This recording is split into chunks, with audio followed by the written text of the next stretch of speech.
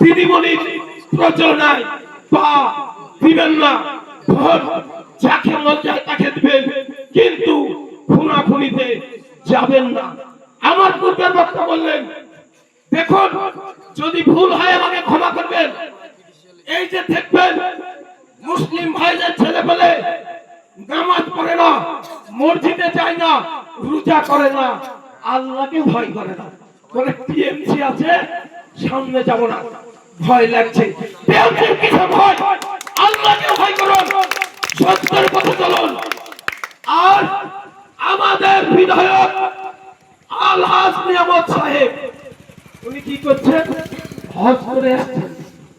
দেখুন দুর্গাপূজাতে ফিরতে কাটছে, পোশাক খাচ্ছে, আর আলহাজ নিয়ামত কেন খাবে?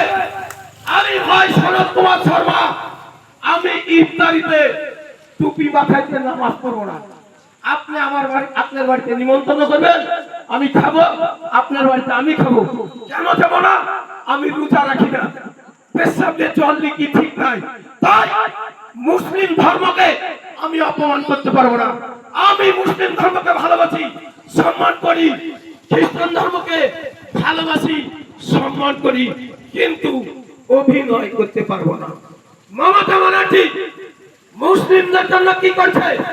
সিপিএম এর সময় 2% চাকরি ছিল, এখন মুসলিমদের 1% তো চাকরি নাই, 0.05 তাহলে মুসলিমদের জন্য কি করছে? শুধু ব্যবহার করছে। দেখুন হিন্দু মুসলিম বড় কথা নয়, একটা নেতার কাছে হিন্দু মুসলিম নয়, সে সমান সমান। একজন হিন্দু নেতা যদি ভাবে একটা মুসলিমকে 8 টাকা দেবো, একটা হিন্দুকে 10 টাকা দেবো, সেই বেঈমান নিবু খারাপ। একজন